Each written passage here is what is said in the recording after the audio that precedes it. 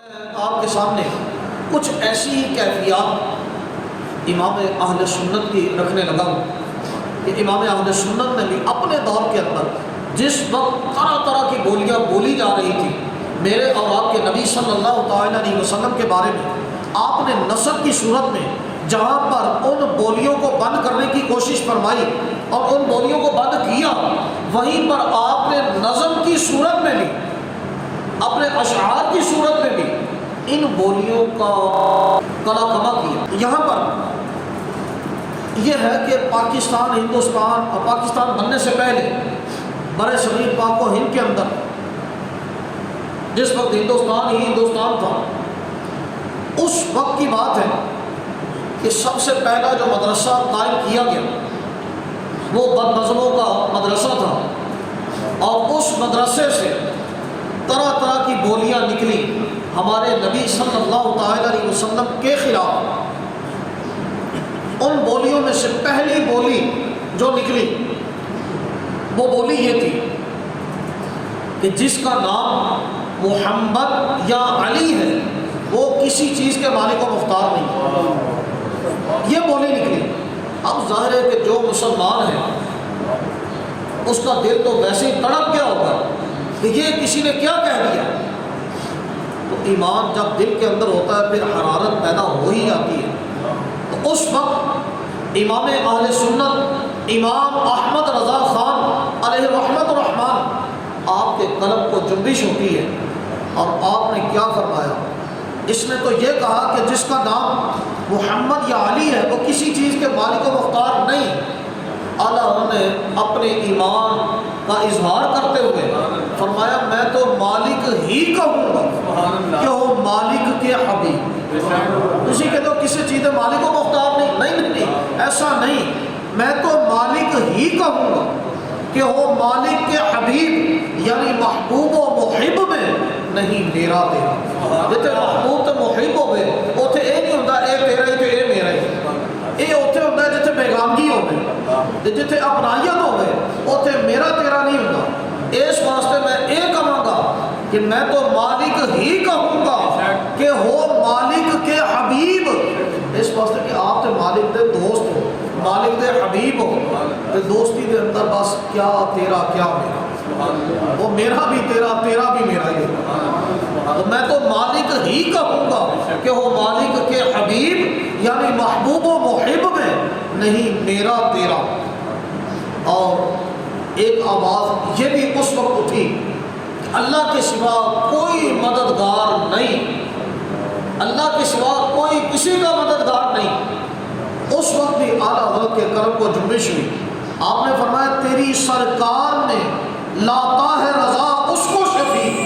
تیری سرکار نے لاتا ہے رضا اس کو شفیع جو میرا غوث ہے اور لاڈلا بیٹا تیرا۔ میرا غوث میرا مددگار، غوث اس کا مددگار بھی ہے، غوث اعظم میرا جو میرا غوث ہے اور لاڈلا بیٹا تیرا ہے، میں تو اس مددگار میں تمہاری بارگاہ سے شکایت کرتا ہوں۔ پھر آواز یہ اٹھتی ہے اللہ چاہے تو کروڑوں محمد پیدا کر، یہ آواز اٹھائی جاتی ہے اللہ چاہے تو کروڑوں محمد پیدا کر دے۔ یعنی اس کے اندر کیا بتلانا چاہ رہے؟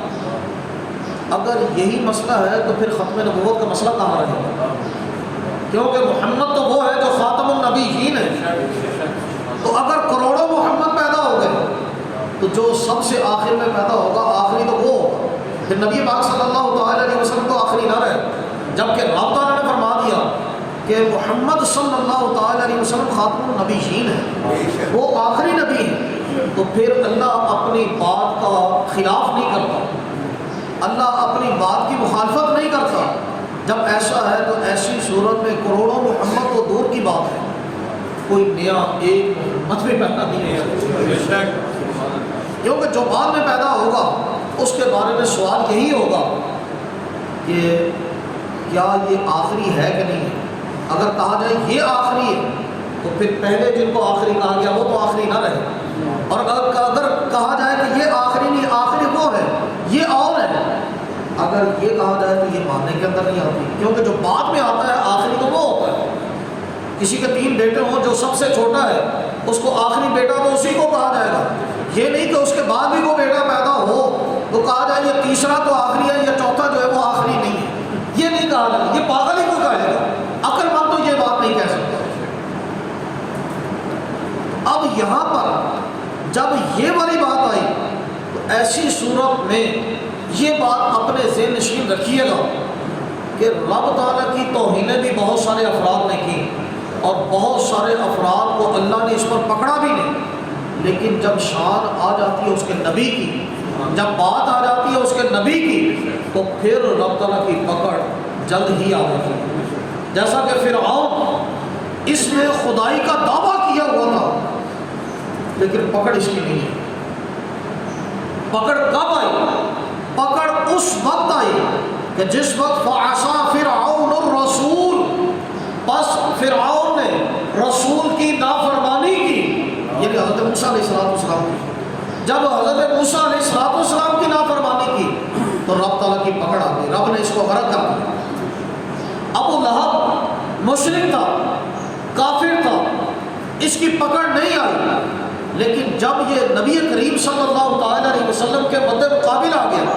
کہ آپ نے جس وقت لوگوں کو جمع کیا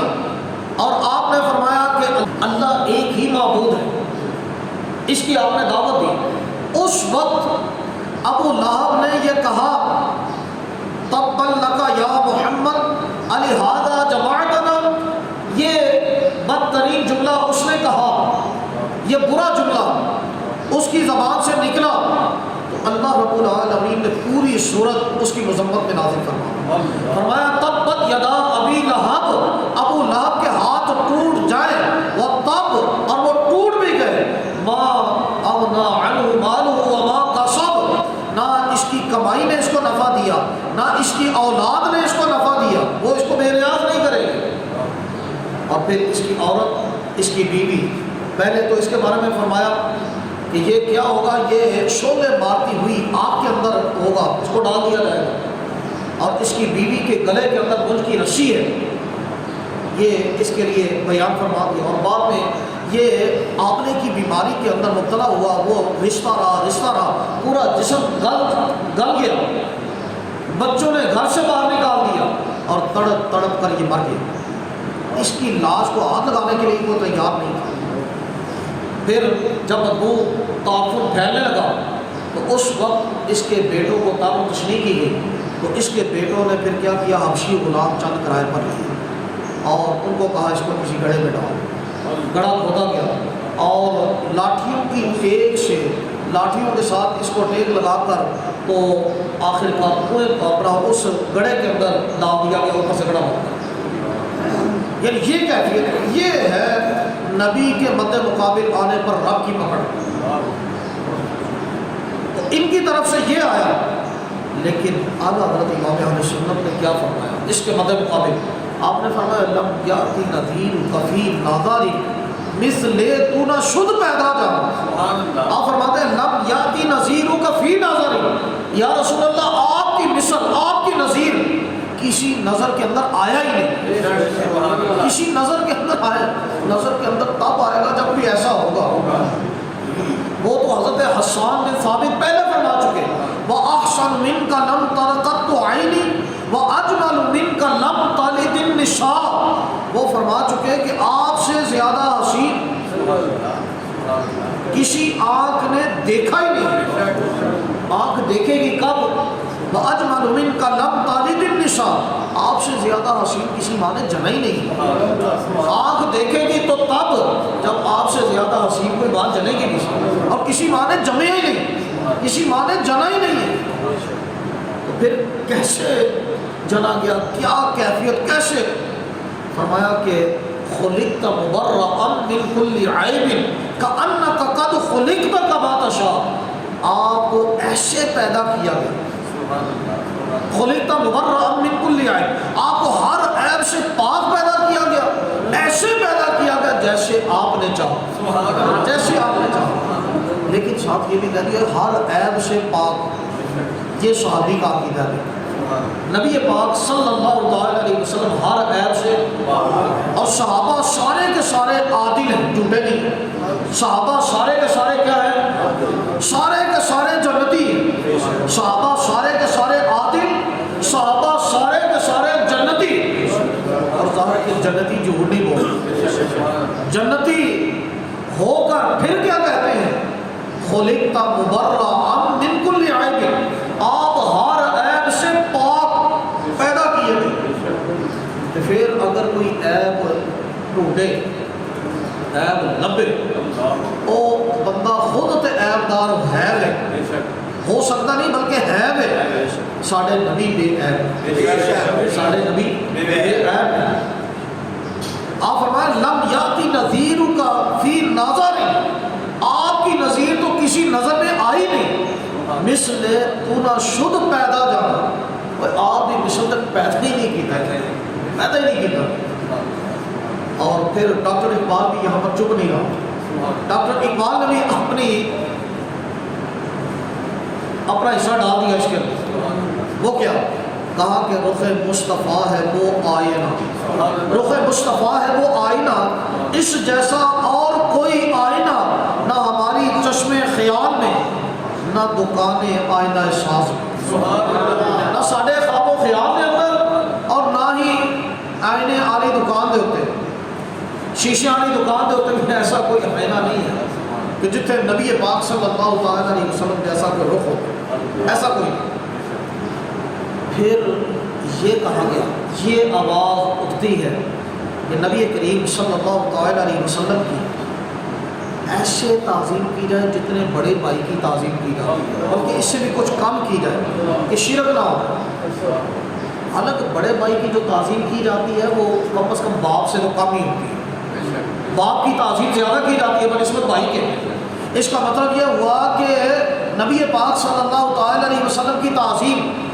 بڑے بھائی سے بھی کم، اس کا مطلب بڑے بھائی کی تعظیم زیادہ، اور باپ کی چونکہ بھائی سے بھی زیادہ ہوتی ہے تو باپ کی اس سے بھی زیادہ، یعنی دو تعظیمیں ادھر، اور نبی صلی اللہ علیہ وسلم کی تعظیم اس سے بھی کم کی۔ اب ظاہر ہے کہ اگر کوئی مسلمان یہ سنے گا تو اس کے دل کے اندر حرارت تو پیدا ہوگی کہ یہ نہیں ہونا چاہیے، بلکہ کیا ہونا چاہیے؟ اعلیٰ حضرت امام اہل سنت فرماتے ہیں سرور کہوں کہ مالک و مولا کہوں، یعنی اپنا آقا، اپنا سردار، اے میں کہوں کہ مالک و مولا کہوں۔ ظاہر ہے کہ جس میں مالک نے، مولا نے، تو مالک اپنی شہر جس طرح مرضی استعمال کر سکتا ہے، مالک کو ٹوٹل اختیار ہے کہ اپنی چیز کو جس طرح مرضی استعمال کرے۔ تو فرماتے ہیں سرور کہوں کہ مالک و مولا کہوں تجھے، باغ خلیل کا گل زیبا کہوں تجھے، تیرے تو وصف عیب تناہی سے ہے بری، حیران ہوں میرے شاہ میں کیا کیا کہوں تجھے، لیکن رضا نے ختم سخن اس پہ کر دیا، خالق کا بندہ خلق کا آقا کہوں تجھے۔ اسی طرح سے ایک آواز ادھر سے یہ اٹھتی ہے کہ معاذ اللہ ثم معاذ اللہ، اللہ اپنی پناہ میں رکھے۔ ادھر سے آواز یہ اٹھتی ہے کہ محمد مر کر مٹی میں مل گئے، اور ظاہر ہے کہ ادھر ایمان کی حرارت کو، پھر ایمان کو جب جوش آتا ہے تو اعلیٰ حضرت کا قلب پھر جنبش کرتا ہے۔ آپ فرماتے ہیں نہیں نہیں ایسا نہیں ہے، بلکہ تو زندہ ہے واللہ، تو زندہ ہے واللہ، میرے چشم عالم سے چھپ جانے والے، یعنی قسمہ چک کے اعلیٰ حضرت نہیں، یہ گل غلط ہے، یہ گل ٹھیک نہیں، جڑی گل ٹھیک ہے وہ اے وے کہ یا رسول اللہ اللہ دی قسم ہے تسی زندہ ہو۔ کیوں؟ اس واسطے کہ ساڈے نبی نے فرمایا اللہ دے نبی زندہ ہے، اللہ دے نبی زندہ ہے۔ جب ساڈے نبی نے فرمایا تو پیچھے غلط ہے کوئی نہیں۔ اور پھر ایسا بھی ہے کہ لوگ حج کرنے کے لیے جاتے ہیں، عمرہ کرنے کے لیے جاتے ہیں، تو ایسی صورت میں محبوب کریم صلی اللہ علیہ وسلم کے در اقدس کی جب حاضری ہو تو ایسی صورت میں نیت کیا کرنی چاہیے؟ بعض لوگوں کی طرف سے یہ آواز اٹھی، بعض لوگوں نے کہا جناب جس وقت تسی مدینہ شریف جانا ہے تو مسجد نبوی کی نیت کر کے جانا ہے، اور روزہ رسول کی نیت نہیں کرنی۔ اعلیٰ حضرت پھر جو شاہ فرمایا کی کا لگا کرے انہوں نے کی کہا نا نا ایسا نہیں، فرمایا حاجیو آؤ شہنشاہ کا روضہ دیکھو، مسیح کا ذکر نہیں کیتا، فرمایا حاجت ہے تسی کر لیتا ہے، ہن جڑا کام کرنا ہے وہ کام اے ہے، حاجیو آؤ شہنشاہ کا روضہ دیکھو، کعبہ تو دیکھ چکے اب کعبے کا کعبہ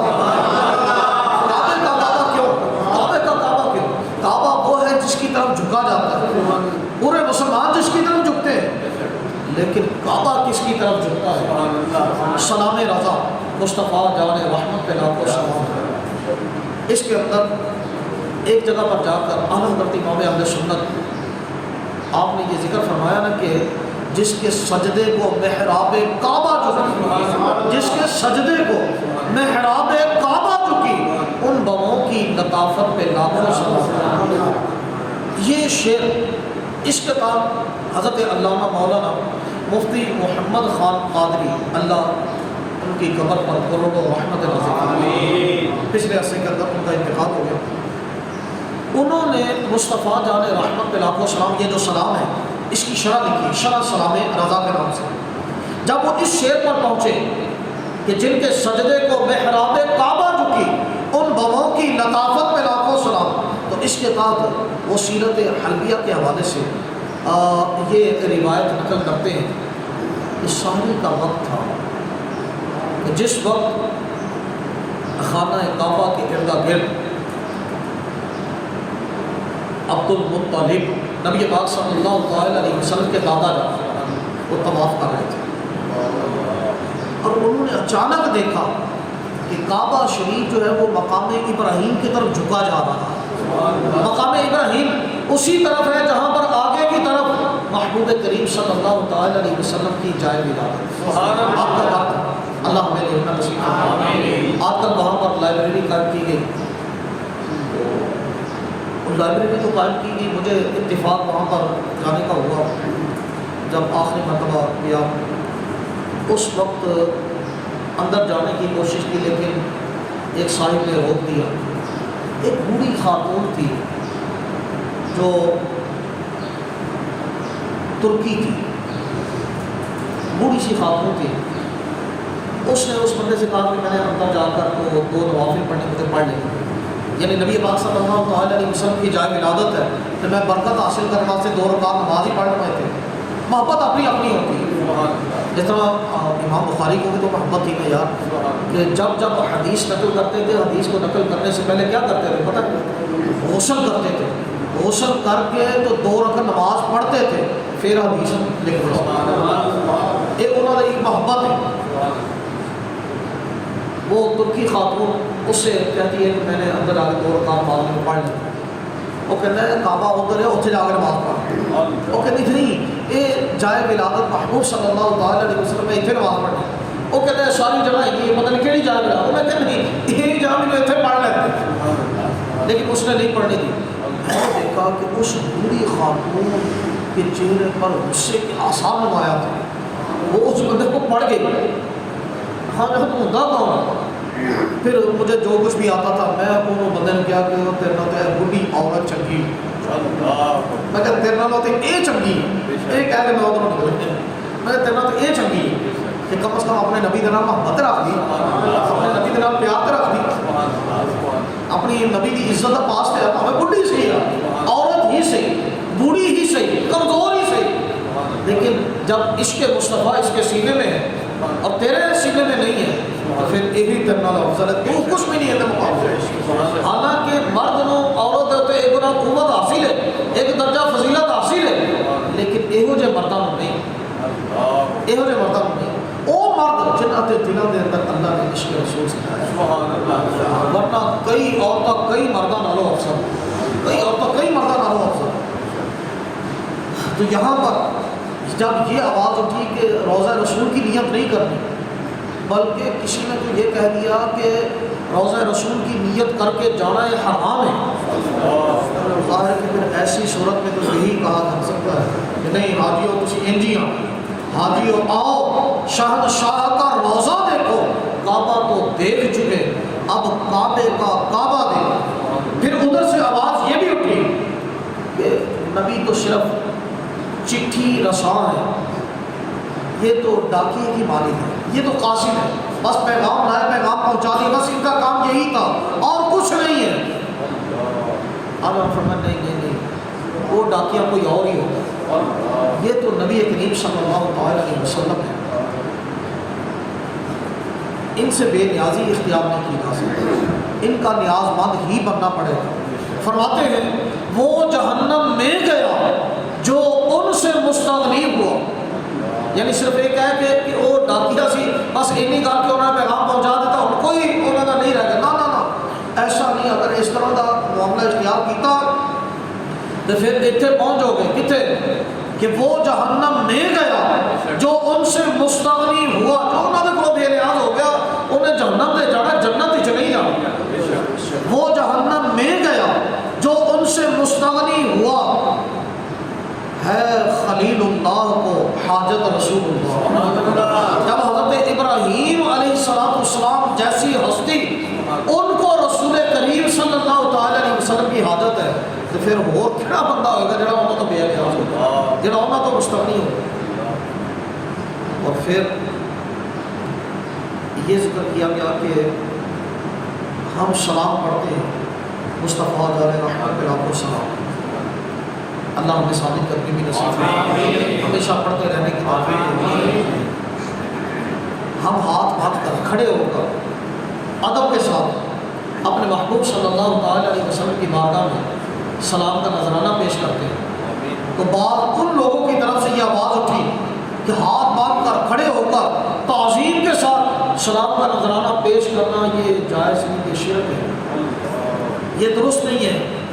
یہ تعظیم شرک تک لے جائے گی، یہ بات اٹھتی ہے۔ تو اعلیٰ حضرت امام اہل سنت یہاں پر بھی بول، آپ نے فرمایا شرک ٹھہرے جس میں تعظیم حبیب، شرک ٹھہرے جس میں تعظیم حبیب اس برے مذہب پہ لعنت کی گئی، یعنی نبی کی تعظیم اور شرک قرار دے، ایسا مذہب سانو نہیں چاہیے، ایسا برا مذہب جڑا لعنت دے لائق، اسی اندر کوئی کھائے ہوئے سانو یہ مذہب نہیں چاہیے، سانو وہ مذہب چاہیے جن کے اندر نبی کی تعظیم، نبی کی عزت کی گل ہو، نبی کی عزت کے اتنے پہرا دیتا ہے، سانو وہی لوگ چاہیے۔ الحمدللہ ساڈا انہاں لوگوں کے نال ہی تعلق ہے جڑے اپنے نبی کی ناموس تے عزت تے پہرا دیندے، شروع تو لے کے اج تک اہل سنت کی تاریخ کے اندر یہی ہے کہ جدوں بھی کسی بد مذہب، جدوں بھی کسی کافر، جدوں بھی کسی گستاخ نو تحقیق کیتا ہوئے، وہ کسی سنی جنے نہیں کیتا، کسی سنی نوجوان نہیں کیتا، اوتھے کوئی بد مذہب سانو نظر نہیں آئے گا، جتھے بھی غازی علم الدین شہید نو لگو تو بھی سنی جنا تمہیں نظر آئے، بلکہ ملک ممتاز حسین قادری بھی لگو گے یہ بھی تمہیں سنی جنا ہی نظر آئے، عامر چیمہ لگو گے تو بھی سنی جنا ہی نظر آئے، کوئی بد مذہب سانو نظر نہیں آتا۔ تو پھر بد مذہب کس طرح گلا کرتے ہیں کہ اسی اسلام کے بہت ٹھیکے دار، اسلام کا ٹھیکے دار وہی ہے جڑا اپنے نبی کی عزت اتنے پیرا، نبی کی عزت کے اتنے اللہ چاہے تو ڈاکوؤں کے کولوں بھی پیرا دوا دے۔ تو میں آپ کو عید والے دن انشاءاللہ سناواں گا کہ اللہ اپنے نبی کی عزت کے اتنے، ناموس کے اتنے